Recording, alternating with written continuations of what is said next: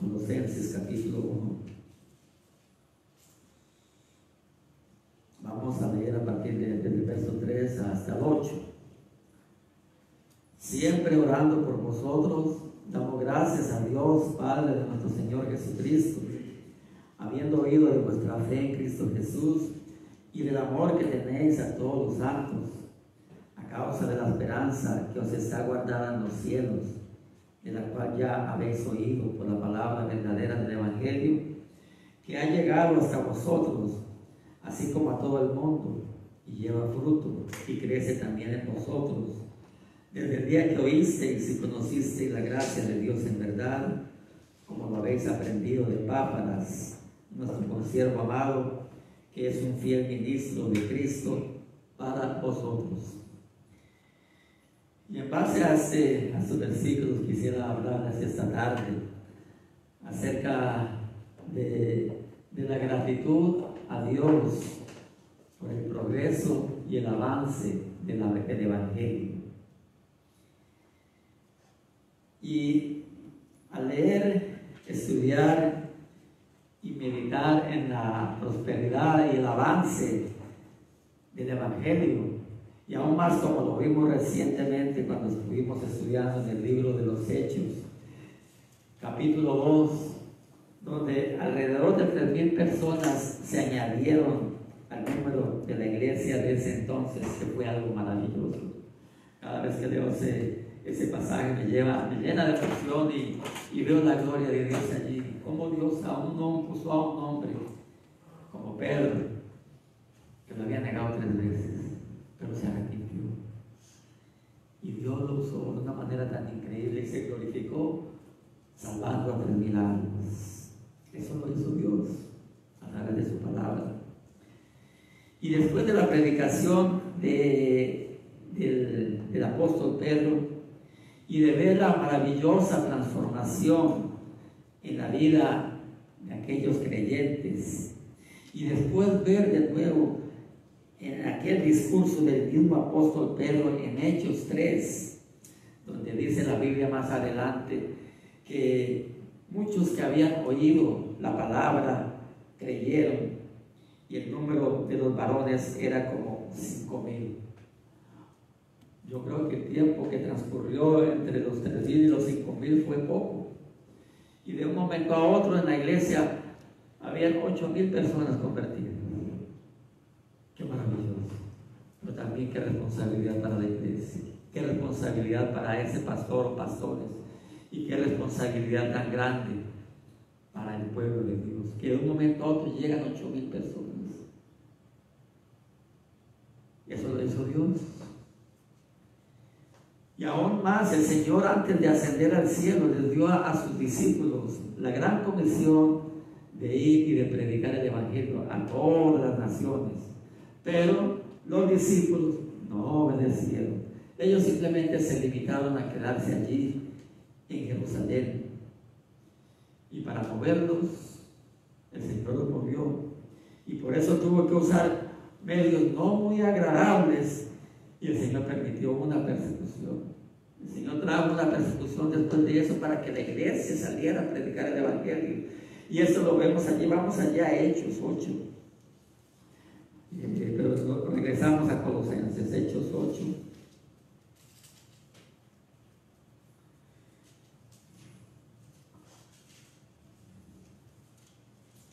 Hechos 8, vamos a leer a partir del verso 1 al 8.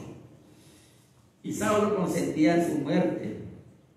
En aquel día hubo una gran persecución contra la iglesia que estaba en Jerusalén, y todos fueron esparcidos por las tierras de Judea y de Samaria, salvo los apóstoles. Verso 4. Pero los que fueron esparcidos iban por todas partes anunciando el Evangelio. Entonces Felipe, descendiendo a la ciudad de Samaria, les predicaba a Cristo, y la gente unánime escuchaba atentamente las cosas que decía Felipe, oyendo y viendo las señales que hacían. Porque de muchos que tenían espíritus inmundos salían estos dando grandes voces, y muchos paralíticos y cojos eran sanados. Verso 8. Así que había gran gozo en aquella ciudad. Había había gran gozo en aquella ciudad, en Samaria, una ciudad prácticamente pagana. Y Dios permitió ese avivamiento allí a través de una persecución.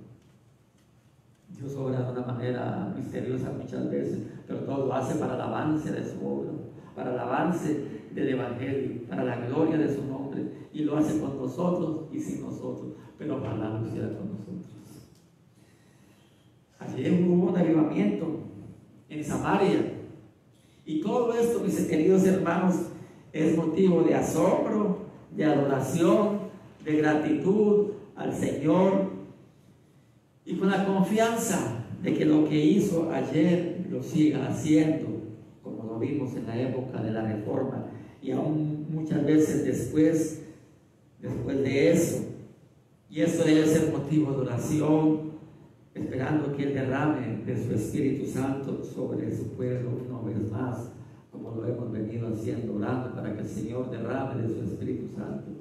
Y es algo maravilloso cuando el Señor derrama de su Espíritu. El Señor derramó de su Espíritu allí con Felipe, como lo hizo con Pedro. Pero es una gran responsabilidad también para cada uno de nosotros. Cuando el Señor empiece a traer almas, es primero que va a trabajar en nuestros corazones para que nos acerquemos más al Señor, nos arrepintamos de nuestros pecados, y que el Señor nos mande una persecución como la mandó allí, que tuvo que salir el pueblo.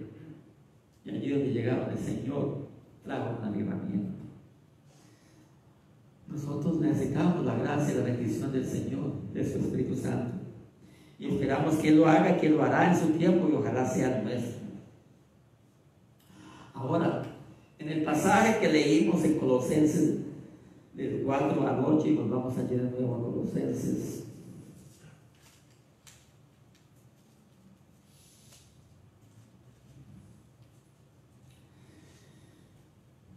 En el verso 3, Pablo empieza dando gracias al Señor por la iglesia.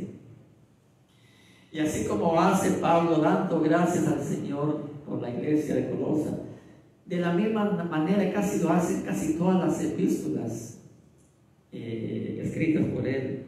Lo hace igualmente con la iglesia de Filipos, lo hace con la iglesia de Tesalónica, lo hace en segunda de Timoteo, lo hace con Filemón, lo hace en Corintios, lo hace con Romanos, etc. Pablo se dirige a ellos y siempre le da gracias al Señor por la obra que el Señor está haciendo en medio de ese pueblo, porque es Él el que lo hace, hermanos, es Él el que lo hace. Así que Pablo estaba agradecido por lo que el Señor estaba haciendo allí en Colosas, y eso debe ser siempre un motivo de gratitud al Señor en todas nuestras oraciones. Debe ser el motivo de gratitud para nosotros aquí en nuestra iglesia Camino Nuevo y otras iglesias iguales que nosotros. Aquí, por ejemplo, muchos de nosotros llevamos juntos 20, 15, 20, hasta 30 años. Mi hermano René, mi hermana Esperanza, Rogelio y otros tantos llevamos de 20 a 30 años aquí. Qué maravilloso. Y otros han ido llegando y se han ido añadiendo, otros jóvenes, y se han ido añadiendo a la obra del Señor, y han ido creciendo con muchos altibajos en medio de nuestra vida cristiana, pero todos seguimos adelante, y eso no es nada más y nada menos que la gracia del Señor en medio de nosotros. Y al igual que otros se van añadiendo más jóvenes, pero todos agradecidos por el Señor, por lo que está haciendo en nosotros. Ahora, en todo el contenido de los versos 4 al 8, Pablo nos habla de razones por las cuales él agradece a Dios. Y a pesar de los peligros que amenazaban a la iglesia, Pablo quiere dejarles saber que está convencido que la obra de la gracia de Dios en ella es evidente en sus vidas. Y de hecho, hermanos queridos, podemos decir lo mismo de nosotros y de muchas otras iglesias donde se procura predicar fielmente el Evangelio. Ahora pregunta, ¿qué movía a Pablo a dar gracias a Dios por lo que veía en esta iglesia? Hay tres virtudes muy importantes que Pablo veía en esta iglesia. Pablo veía en ellos fe en Cristo, el verso 4 dice, habiendo oído de vuestra fe. Él había oído. Recuérdense que Pablo no escribió la carta a los colosenses. Pablo estaba en una prisión, pero él había oído de la fe de los colosenses. Y también había oído en el verso allí al final del 4b que dice el amor que tenéis a todos los santos. Pero también había oído algo más allí en el verso 5, dice a causa de la esperanza que os está guardada en los cielos.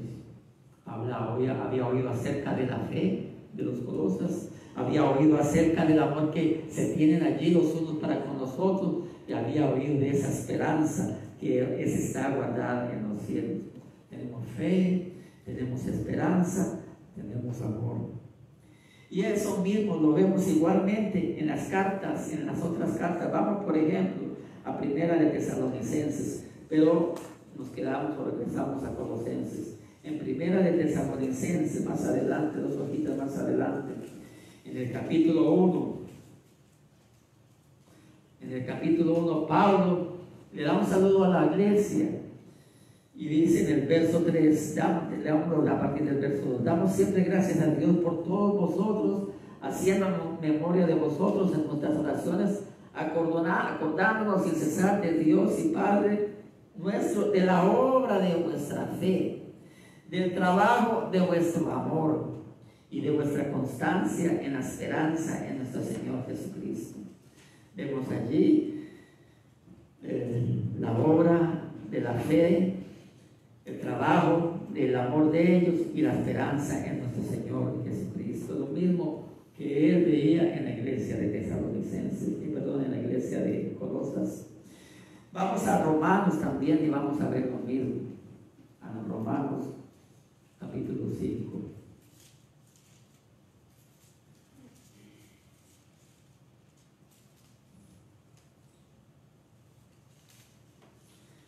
Romanos 5, verso 2.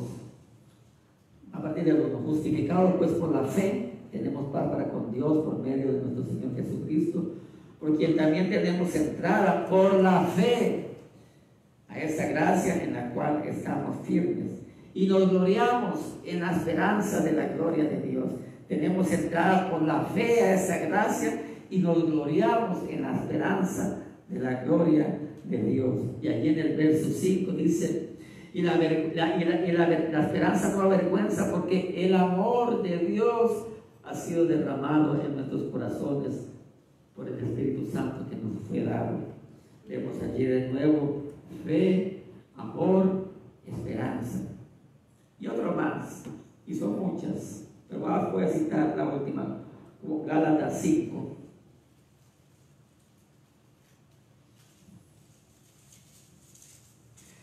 Gálatas 5.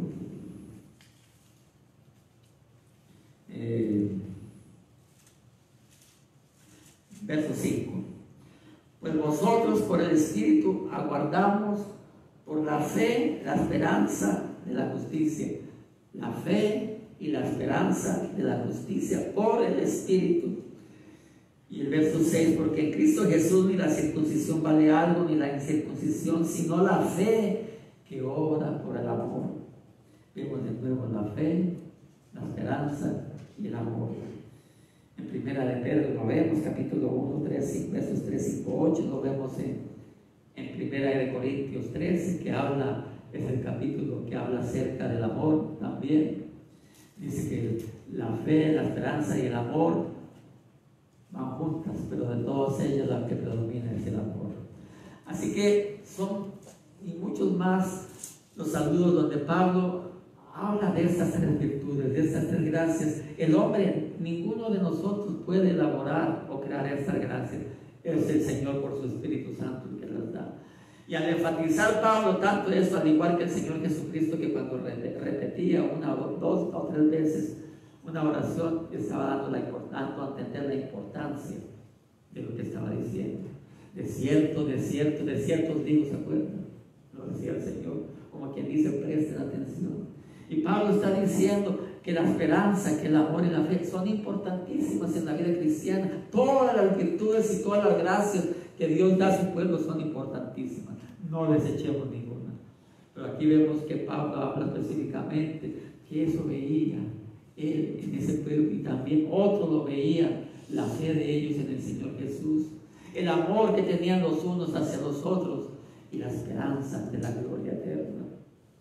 Así que, pero esas virtudes de las cuales Pablo menciona tanto, no solamente él las mencionaba, sino que también el Señor Jesucristo lo mencionó. Y probablemente Pablo pudo haber aprendido de Jesucristo. Cristo lo mencionó. Y vamos a Juan 11, y hay un pasaje muy bonito de los tres hermanos de Lázaro, al cual el Señor resucitó, de María y de Marta. Juan 11 también nos habla el Señor Jesucristo de estas virtudes tan maravillosas de las cuales nos habló Pablo en su saludo a las iglesias. En el capítulo 11,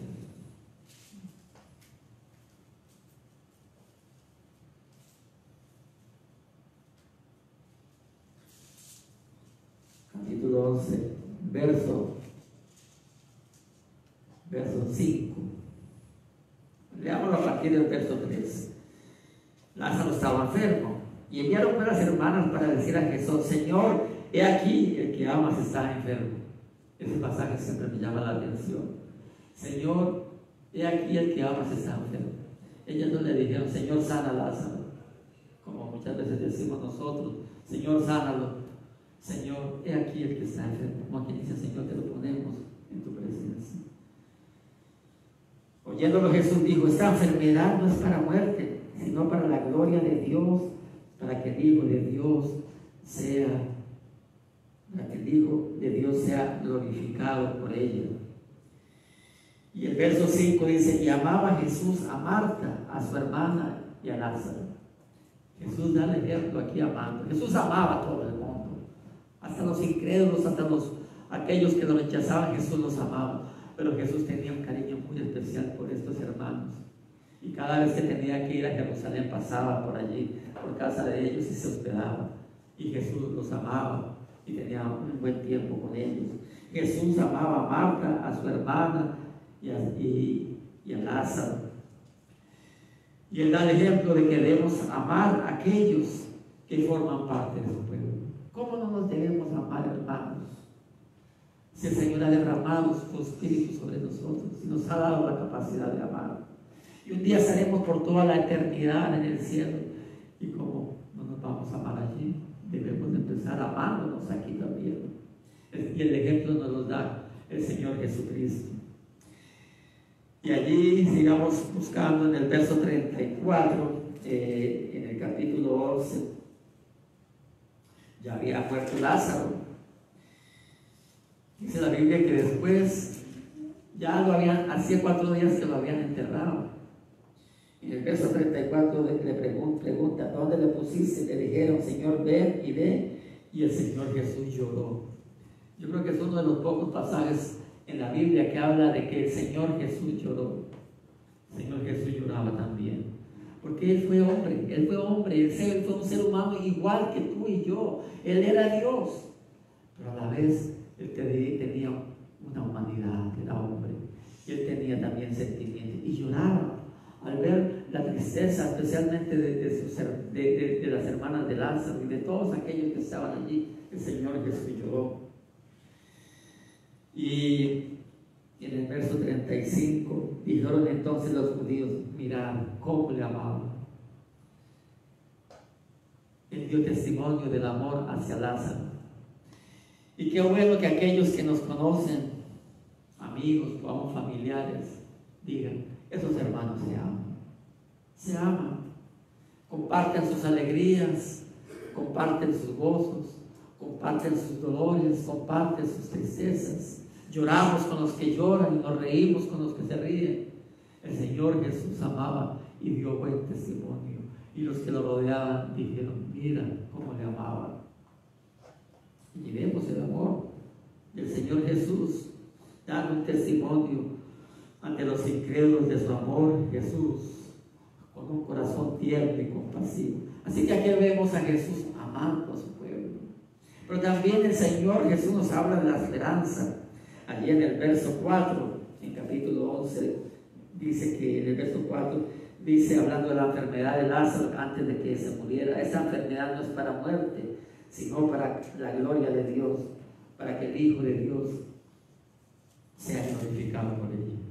Dios estaba hablando, Él mismo estaba hablando de algo que iba a hacer en el futuro. Él lo iba a resucitar. Él lo iba a resucitar. Iba a hacer un milagro, lo iba a levantar en medio de los muertos. En el verso 11 dice, dicho esto, les dijo después, nuestro amigo Lázaro duerme, mas voy para despertarle.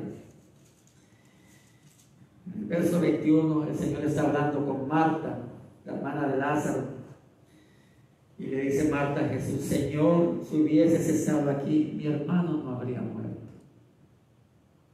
Mas también sé ahora que todo lo que pidas a Dios, Dios te lo dará. Jesús le dijo, tu hermano resucitará. Y Marta le dijo, yo sé que resucitará en la resurrección en el día postrero. Marta se le había olvidado que allí estaba el Mesías, el Salvador, el mismo Dios, que tenía la potestad para resucitarlo cuando él quisiera. Jesús que le dijo a Marta, Marta, yo soy la resurrección, yo soy la vida. El que cree en mí, aunque sea muerto, vivirá. Marta, aunque se muera, al final de los tiempos, yo lo voy a resucitar.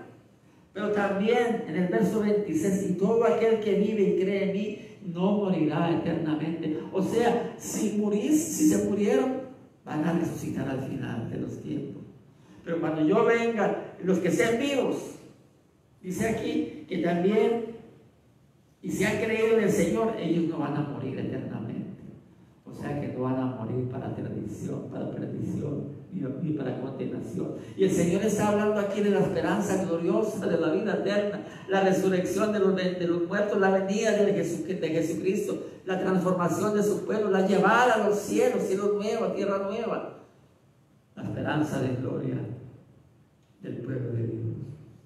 Les está hablando de su amor, les está hablando de una esperanza que debemos de tener todos los creyentes. Y aunque ninguno de estos dichos contiene la palabra esperanza, ellos inspiran esperanza. Vamos a hablar de la fe también.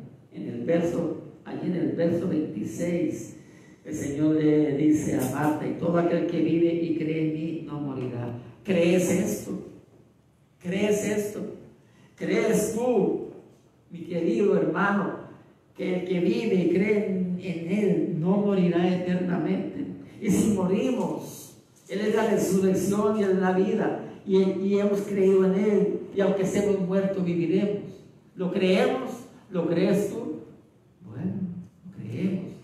Como somos parte del pueblo de Dios, su palabra lo dice. Sí, que le dijo Marta, y a pesar de que Marta era una mujer que amaba mucho al Señor, pero a diferencia de su hermana María, que cuando llegaba a Cristo, ella se tiraba a los pies del Señor para oír lo que Él tenía que decir. Y Marta amaba al Señor, pero Marta estaba turbada y afanada por muchas cosas, como muchas veces andamos nosotros en este mundo, turbados y afanados. El virus, nos quedamos sin trabajo, nos quedamos sin dinero. ¿Qué vamos a hacer? Que no, que viene una medicina, que no, que es mentiras, que los chinos, que los europeos, que los americanos, que el laboratorio. Nos turbamos. Pero Marta amaba al Señor. Y el Señor le dice a Marta, Marta, ¿crees tú esto? ¿Y qué dijo Marta? Sí, Señor, yo he creído que tú eres el Cristo. Yo he creído que tú eres el Hijo del Dios que has venido al mundo. Y nosotros hemos creído. En medio de la turbación que podamos tener en este momento, debido a las circunstancias que estamos viviendo, nosotros hemos creído que Jesús es el Cristo, que Jesús es el Hijo del Dios viviente, que ha venido a este mundo a salvarnos, a salvar a los pecadores. Y aquí vemos a Marta con una afirmación de su fe de una manera gloriosa.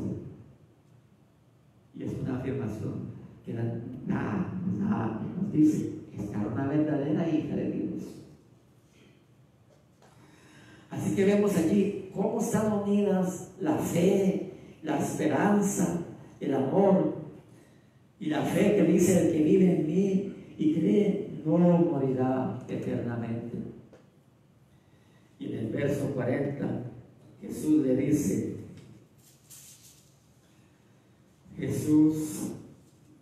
en el verso 39 dijo Jesús: quitad la piedra. Marta, la hermana del que había muerto, le dijo: Señor, hiere ya, porque es de 4 días. Jesús le dijo: no te he dicho que si crees verás la gloria de Dios. Claro que iba a ver la gloria de Dios. El Señor Jesucristo resucitando a Lázaro en medio de los muertos, y ella vio la gloria de Dios manifestada en el unigénito Hijo de Dios. Y allí vemos también la esperanza de la gloria de Dios, aunque Lázaro murió de nuevo y espera la resurrección final al día de los muertos, pero era esa esperanza de gloria por la cual nosotros vivimos. Así que el ejemplo de Cristo, al mencionar estas 3 virtudes, fue probablemente lo que inspiró a los escritores del Nuevo Testamento a usarlas. Hermanos queridos, la esperanza cristiana no es un mero deseo, es una ferviente expectación y paciencia, esperando por el cumplimiento de las promesas de Dios, centradas ellas en la persona de Jesucristo, tal como dice Colosenses 1, 26, 27, con la seguridad de que estas promesas se realizarán. Entonces, no debería esta esperanza de gloria de la cual habla Colosenses, vamos allí a Colosenses de nuevo. No debería esta esperanza de la gloria de la cual habla allí mismo Colosenses 1, en el 1:27, perdón.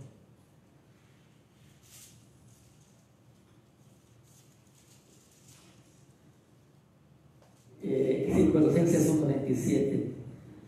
A quien Dios quiso, hablando de Cristo, a quien Dios quiso dar a conocer la riqueza de la gloria de este misterio entre los gentiles, que es Cristo en nosotros, la esperanza de gloria. Cristo es la esperanza de gloria de nosotros. Cristo es tu esperanza de gloria. Cristo es mi esperanza de gloria. Así que Cristo en nosotros, la esperanza de gloria, el cual lo hemos recibido ya, y no debería eso de fortalecer nuestra fe en aquel en cuyos méritos recibimos todas estas bendiciones, que es el Señor Jesucristo, nuestra esperanza de gloria. Y cómo no deberá crecer también a la vez nuestro amor por aquellos con los cuales vamos a compartir eternamente estas bendiciones. ¿Cómo no debería de intensificar nuestro sentido de unidad con los santos? No solamente los santos de hoy en día, los santos actuales, sino los santos a través de todas las generaciones, porque somos una iglesia, la iglesia del Señor desde el principio hasta el fin. Debe intensificar ese sentido de unidad. Y esta esperanza es la herencia de los santos en luz. Allí mismo en Colosenses 1:12 dice: con gozo dando gracias al Padre, el cual nos hizo aptos para participar de la herencia de los santos en luz. Somos partícipes de la herencia de los santos en luz. Somos aptos, hemos sido capacitados por su Espíritu Santo, porque Él es el que da el don de la esperanza, el don de la fe, el don del amor, como lo dice el contexto. Así que el verso 5 es una esperanza que está guardada en los cielos. Es la herencia de la cual habla la primera de Pedro 1. Vamos a primera de Pedro 1.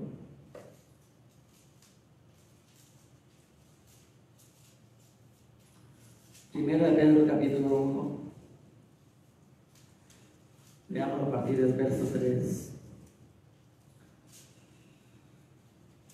Dice: bendito el Dios y Padre de nuestro Señor Jesucristo, que según su grande misericordia nos hizo renacer para una esperanza viva.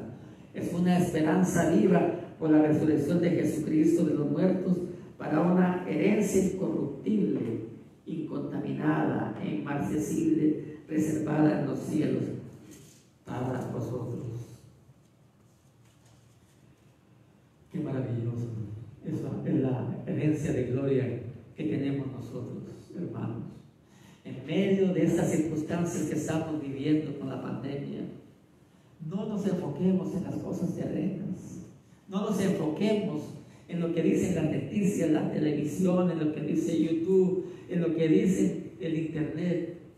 Enfoquémonos en lo que nos espera, hermano. Claro, debemos de ser cuidados, usemos nuestras mascaritas, vengamos a la iglesia, tengamos 5 o 6 pies de distancia social y cuidémonos en la calle.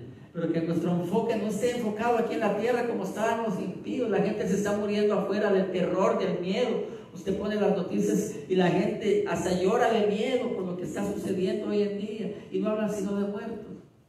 Nuestra esperanza, y déjeme decirle, si el Señor nos lleva, tenemos una esperanza gloriosa. Un cielo glorioso nos está esperando. Es una, como dice Pedro, es una herencia incorruptible. No hay corrupción en el cielo, no hay contaminación allí, no hay pecado. Es inmarcesible y está reservada en los cielos para vosotros. Ya está reservada. Tú tienes una reservación y esa reservación la hicimos el día que vino Cristo a nuestros días y pudimos nacer de nuevo. Es algo glorioso. Y allí mismo dice que somos guardados por el poder de Dios mediante la fe. Aquí está hablando otra vez de esa esperanza y está hablando de esa fe. Y dice en el verso 8, hablando de Jesucristo, a quien amáis sin haberle visto, y en quien creyendo, aunque ahora no lo veáis, os alegráis con gozo inefable y glorioso. Esta esperanza trae gozo a nuestros corazones, y por eso nosotros debemos meditar bastante en las verdades que aprendemos a través de la Biblia, en las verdades que recibimos cada vez que se predica el Evangelio. Meditar esas verdades en nuestras vidas, aplicarlas a nuestros corazones, dejar el radio, la televisión y las noticias y las novelas por un rato y meditar en lo que nos espera. Y eso va a traer paz, va a traer gozo. Es una esperanza gloriosa que nos mueve a creer y a esperar estas promesas con nuestro amor de los unos por los otros, con quienes compartiremos por siempre tan grandes bendiciones. Esta esperanza gloriosa que han oído, que habla de un mensaje verdadero, que es un mensaje que da fruto, conociendo la maravillosa gracia de Dios en verdad. El Evangelio, que es el poder de Dios para salvación a todo aquel que cree, tal como dice Romanos 1, del 16 al 17. Pero esta verdad, tristemente, corre el peligro de ser desviada por los falsos maestros con las falsas doctrinas, como lo explica Pablo más adelante aquí en el capítulo 2. Y eso que se veía, esos errores y esos maestros con falsas doctrinas que se estaban presentando en la iglesia de Colosas, siguen y han seguido a través de la historia, y hoy en día siguen más que nunca por todas partes, predicando falsos evangelios. Pero tenemos una esperanza gloriosa y tenemos que cultivar esa esperanza, como diciendo: permanezcan en la verdad que han recibido a través del Evangelio. Permanezcamos en la verdad que hemos recibido a través del Evangelio, porque este mensaje es un mensaje que ha cambiado nuestras vidas, y es un mensaje que da fruto abundante. Es un mensaje que no necesita añadiduras humanas. Es un mensaje que no necesita cambios. Se dice que está estimado que al terminar el periodo de los apóstoles, y el periodo de los apóstoles terminó con el apóstol Juan, y el apóstol Juan murió, según dicen, de 90 y pico de años. Y al terminar el periodo de los apóstoles, con él, el número de los creyentes cristianos había alcanzado alrededor de medio millón. Medio millón. En medio de tanta persecución. El Evangelio nunca depende del hombre, porque si el Evangelio dependiera del hombre, se estancaba. ¿Qué fue lo que tuvo que hacer Dios? Traer persecución para que salieran los discípulos de Cristo a predicar el Evangelio fuera de Jerusalén. Pero allí donde llegaron a Samaria hubo tremendo avivamiento.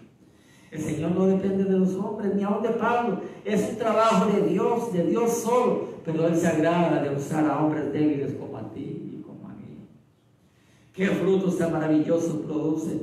Y aún más, frutos de fe, frutos de amor, frutos de esperanza. Y todo esto es motivo de adoración y de gratitud al Señor ante todo esto. Por eso, volviendo allí a Colosenses, todo esto es motivo de adoración al Señor. Y en Colosenses, del verso 3 al 8, todo lo que nos habla estos versículos es gratitud. Gratitud al Señor por la obra que Él está haciendo y que ha hecho a través de todos los tiempos en medio de su pueblo. Así que del verso 7 al 8 nos habla de un hombre, de Epafras. Y Epafras era un ministro de la iglesia en Colosas. Acuérdense que Pablo estaba preso. Pero este hombre, y Pablo no fundó la iglesia de Colosas, pero Pablo oía los reportes que le llevaban de Colosas. Y aquí ha recibido el reporte que le llevó Colosas de la iglesia. El reporte que le llevó el Pablo de la iglesia en Colosas, quien había visitado a Pablo en Roma, que estaba allí prisionero, para darle ese reporte de la iglesia y también para asegurarse de la ayuda de Pablo de esa batalla contra la impiedad y herejías que había allí en Colosas. Y Pablo dice que lo que habéis aprendido de Epafras, nuestro consiervo amado, que es un fiel ministro de Cristo para vosotros, y el cual ha declarado ese amor que ellos tienen el uno para con nosotros en el Espíritu. O sea que Pablo estaba aprobando el ministerio de Epafras y sus enseñanzas que él estaba dando a la iglesia de Colosas, que estaba dando fruto abundante en la vida de ellos. Y todo esto de nuevo es gratitud al Señor por la verdad que a través de su siervo Epafras, fiel ministro de Cristo, los colosenses habían oído y recibido el glorioso evangelio de la gracia que daba fruto abundante en medio de ellos. Y que sea nuestra oración constante: Señor, levanta muchos hombres fieles como Epafras. Hace falta, el Señor dice, orar para que el Señor envíe obreros a la mies, porque la mies es mucha, pero los obreros pocos. Hace falta muchos Epafras. Así que hemos visto esas tres virtudes que son tan importantes en la vida cristiana: el amor, la fe y la esperanza. Y todas ellas son virtudes que Dios da. Dios lo da. Nosotros no somos autores de ello. El único que recibe la gloria es Dios, el autor de su obra. Y una recomendación al final, ya para finalizar. Recomendaciones a la iglesia y a la iglesia que nos está escuchando también, la iglesia aquí presente y la iglesia que está afuera. Agradezcámosle al Señor siempre por el alcance y la obra de la prosperidad de su evangelio. A lo mejor en medio de nosotros no vemos mucha prosperidad.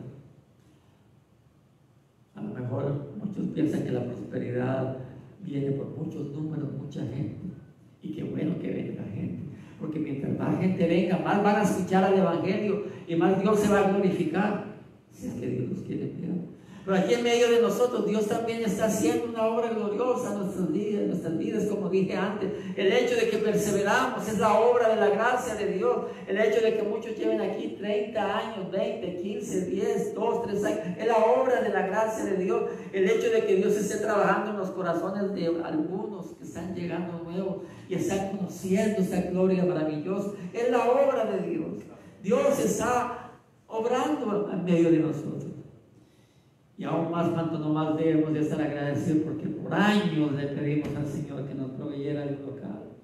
Y nos ha provisto de un local abundantemente y precioso. Es la obra del Señor.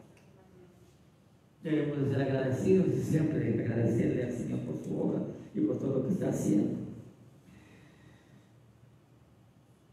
Entonces, nosotros debemos de seguir orando. Y nos habla de una fe. Los colosenses daban testimonio de esa fe. Qué bueno que nos digan, se oiga oír afuera de nosotros la fe que tiene la iglesia de Camino Nuevo.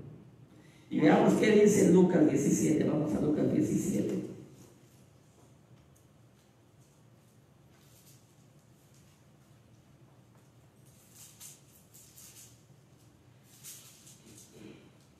Lucas 17. Hablando de las ocasiones de caer, en el verso 1, el Señor habla de los tropiezos, pero también habla del perdón, que si tu hermano pecare contra ti, repréndele, y si se arrepiente, perdónale. Y si 7 veces, en el verso 4, y si 7 veces al día pecare contra ti, y 7 veces al día volviere a ti diciendo, me arrepiento, perdónale. ¿Y qué dijeron los apóstoles al Señor? Aumentanos la fe. Ellos vieron que eso que estaba diciendo al Señor era como tan difícil. Podemos ser tropiezo tan fácil a otros, con nuestras palabras, con nuestra conducta. Pero también el perdón no es fácil. Y si alguien pega contra nosotros, el Señor dice, perdónalo. Perdónalo. Y dice aquí, y si 7 veces al día pecare contra ti, y si 7 veces al día volviere a ti diciendo me arrepiento, perdónale. Los apóstoles a lo mejor estaban diciendo, dura palabra es esta. Necesitamos fuerza y la gracia del Señor para hacer esto. Necesitamos más fe. Y le dicen, Señor, aumentanos la fe. ¿Y qué les contestó el Señor? Verso 6, entonces el Señor dijo, si tuvierais fe como un grano de mostaza, ¿se acuerda del signo que dice, si tuvieras fe como un grano de mostaza? Y podrías decir a este sicómoro, desarráigate y plántate en el mar, y os obedecería. El Señor no les dijo, ok, les voy a dar mucha fe, se los voy a mandar del cielo y que caiga, y ya van a tener mucha fe. No, el Señor les dijo, ustedes tienen fe.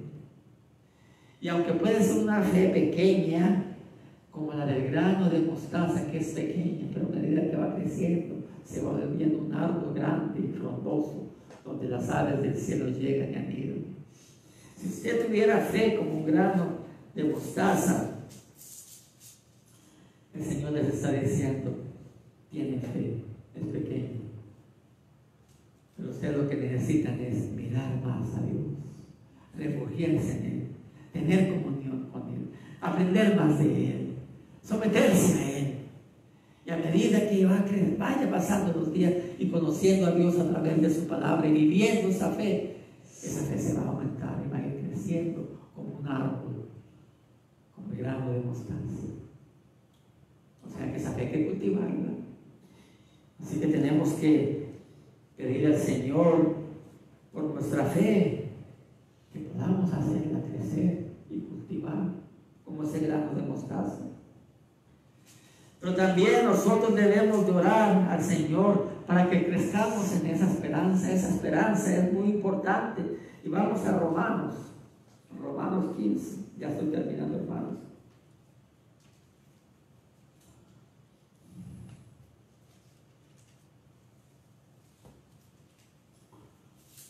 Romanos 15. Romanos 15, verso 13. Y el Dios de esperanza os llene de todo gozo y paz en el creer, para que abundéis en esperanza por el poder del Espíritu Santo. O sea que esa esperanza la debemos de pedir también al Señor, porque el Pablo está diciendo que el Dios de esperanza, la esperanza es de Dios, Él es el Dios de esperanza. Y Él nos va a llenar de todo gozo y paz en el creer. ¿Qué importancia es la fe? La fe trae paz y trae gozo en nuestro corazón. Y esa fe también nos hace abundar en esperanza por el poder del Espíritu Santo, que es el que lo da. O sea que debemos de pedir al Señor que crezcamos en esperanza, así como lo dice Romanos 15, 13. Ese es un deseo que tenía Pablo por la iglesia de Romanos, pero es un deseo que se convierte también en una oración. Y hay algo muy importante que habla de la esperanza, Romanos 4. Ese pasaje tan precioso que nos habla de Abraham. Romanos 4, 18. El Señor le dio la promesa a Abraham de que sería padre le daría un pueblo, le daría una tierra, y sería padre de un pueblo grande y numeroso, tan grande como las estrellas del cielo, tan numeroso como la arena del mar. Y en ese entonces Abraham tenía 75 años y no había tenido hijos, su esposa no podía tener hijos tampoco. Y el Señor en el verso 18 dice que Abraham, dice la Biblia que Abraham creyó en la promesa, por fe, creyó y fue justificado. Y Abraham creyó, él dice el verso 18, creyó en esperanza contra esperanza para llegar a ser padre de muchas gentes, conforme a lo que se le había dicho, así será la descendencia. Y no se debilitó en la fe al considerar su cuerpo que estaba ya como muerto, siendo de casi 100 años, o la esterilidad de la matriz de Sara. Tampoco dudó por incredulidad de la promesa de Dios, sino que se fortaleció en fe, dando gloria a Dios, plenamente convencido de que era también poderoso para hacer todo lo que había prometido. Tenía 75 años. Y cuando llegó a los 99 años, todavía no había llegado el hijo. Y el Señor se le aparece y le dice: el año entrante Sara va a tener un hijo. Y él se ríe y dice: Sara va a tener un hijo de 90. Y podrá Sara conseguir. Y yo ya un viejo de 100 años. Pero el Señor es poderoso. O sea, él se debilitó en la fe. Se debilitó como muchas veces nosotros nos debilitamos. Pero también dice aquí que él fue fortalecido. Él fue fortalecido. Pero no dudó. Él creyó. Y Dios le dio su hijo. Y a través de ese hijo que fue Isaac, ha venido toda la descendencia. Todo ese pueblo glorioso que es la descendencia, no solamente en la carne, el de Israel, en la carne, sino en la descendencia espiritual, tú y yo, que somos los verdaderos herederos de la promesa dada por Dios a Abraham. Él lo creyó en esperanza. Él creyó en esperanza contra esperanza. Él veía que su cuerpo se debilitaba y estaba viejo, pero él dijo: Dios lo prometió y yo lo creo, Él lo va a prometer, Él lo va a cumplir. Y lo cumplió. Se fortaleció en esperanza contra esperanza. Así que vemos aquí oraciones que debemos de hacer nosotros. Que el Señor haga crecer nuestra fe. Que el Señor nos haga crecer en esa esperanza tan gloriosa. Pero también que el Señor nos haga crecer y abundar en amor unos para con otros y para con todos. Primera de Tesalonicenses.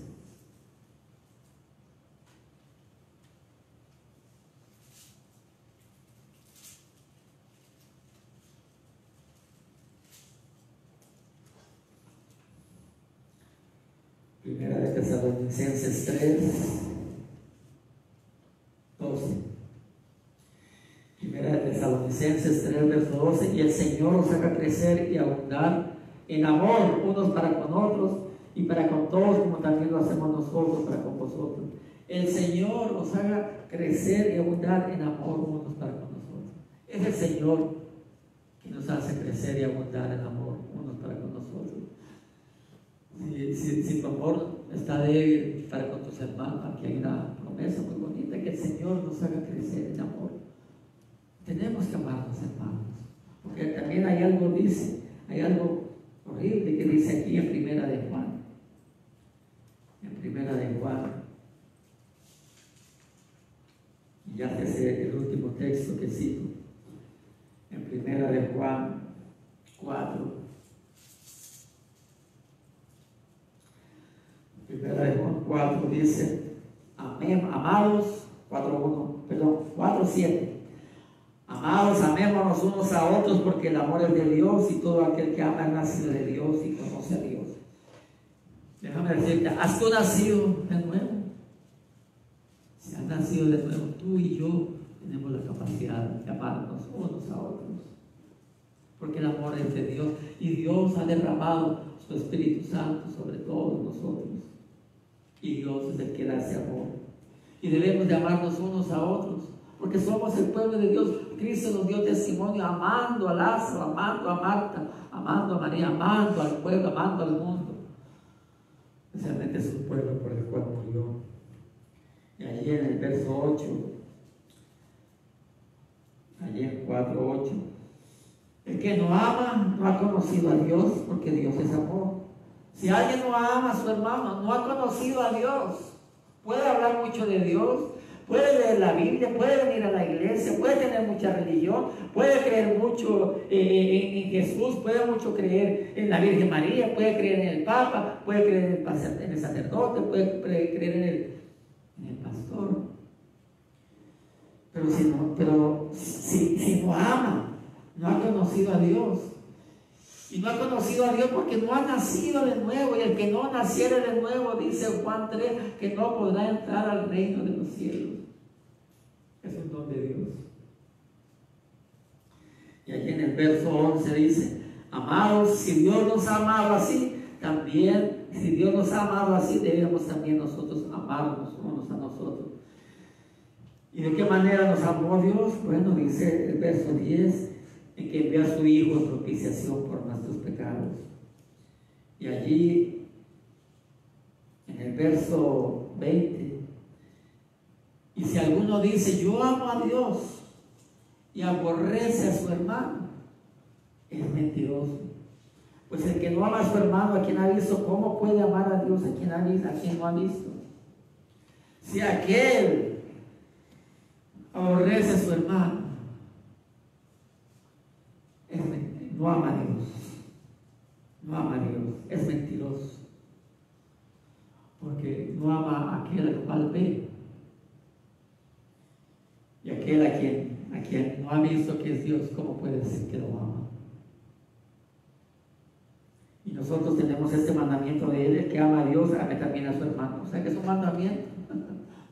Tenemos que amar a nuestros hermanos, orar por crecer en la fe, crecer en la esperanza, crecer en el amor de la iglesia, y todo para que redunde, ¿para qué? Para la gloria de Dios, para la prosperidad del Evangelio, para que el Evangelio avance, para que el Evangelio se embellezca con un pueblo que glorifica a Dios aquí en la tierra.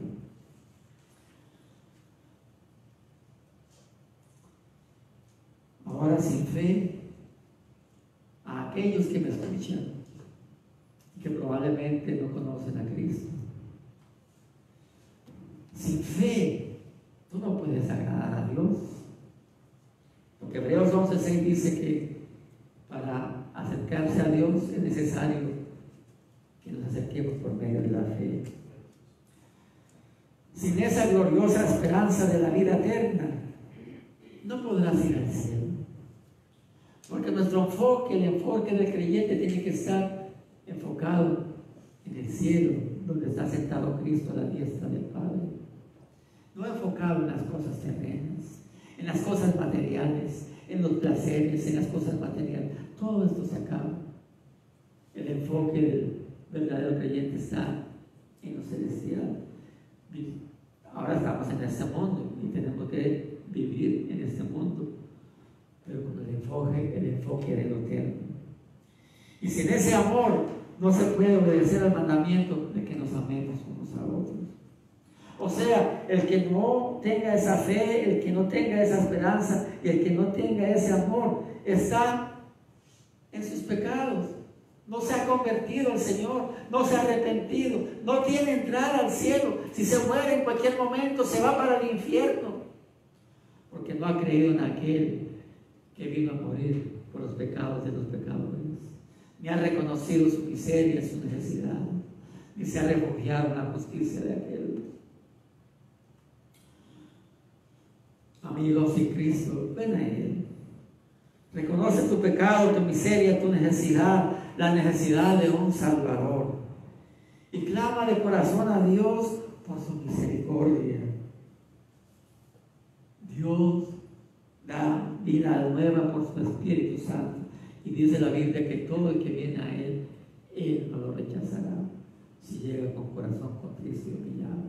A Él sea la gloria y la honra por todos los siglos y por todas las eternidades. Y gracias, agradecidos están nuestros corazones por lo que ha hecho, está haciendo y seguirá haciendo en la vida en medio de su pueblo. Amén. Vamos a hacer una oración final. Padre, te damos gracias por lo que estás haciendo en la vida en medio de tu pueblo, por lo que has hecho a través de las antiguas generaciones, de lo cual nos da el testimonio de tu palabra, y de lo que seguirás haciendo, Señor, moviendo a tu iglesia, levantando un pueblo, Señor, para que proclame las virtudes de aquel que nos sacó de las tinieblas a su luz admirable, levantando ministros, Señor, como Epafras, para que proclamen tu evangelio, sacando tu obra adelante aún en medio de nuestra debilidad, en medio de nuestra pobreza, muchas veces en medio de nuestra miseria. Pero te tenemos a ti, Señor, y tenemos tu palabra. Sigue haciendo tu obra, viva tu obra, Señor, en medio de todos los tiempos, en medio de todos los tiempos, hazla conocer. Gracias por tu palabra, Señor. En el nombre de Jesucristo, esperamos y confiamos en ti.